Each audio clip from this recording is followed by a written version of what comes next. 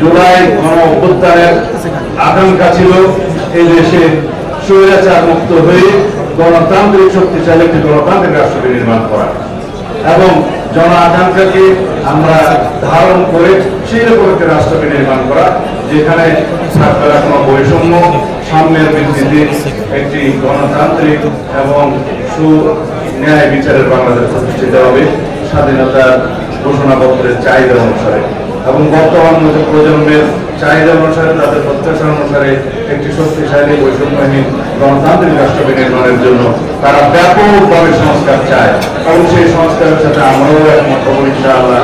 যে সমস্ত সংস্কার জনকল্যাণমুখী হবে এবং দেশের জন্য কল্যাণ করা হবে, সেখানে কোনো সন্দেহ নাই। সুতরাং এই সংস্কার আলাপ আলোচনা প্রস্তাব গ্রহণ করা এগুলো চলতে থাকবে, কিন্তু আমাদেরকে জাতীয় সংসদ নির্বাচনের জন্য একটি সিদ্ধান্ত নিতে হবে।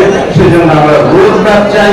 সেই রোডম্যাপের প্রত্যাশা আমরা করেছি বাংলাদেশের জনগণ করে প্রধান উপদেষ্টাদের কাছে সেই বিষয়ে আমাদের সমস্ত আর্জি আমরা আলাপ আলোচনা করেছি, আমাদেরকে আশ্বস্ত করেছেন। শুধু একটি মাত্র বিষয়ে আমরা পরিষ্কার হতে চাই, তাহলে মাননীয় প্রধান উপদেষ্টা খুব শিগগিরই জনগণের চাহিদা অনুযায়ী জাতীয় সংসদ নির্বাচনের জন্য একটি পরিষ্কার ভূমিকা প্রদান করবেন। আপনাদের সবাইকে ধন্যবাদ।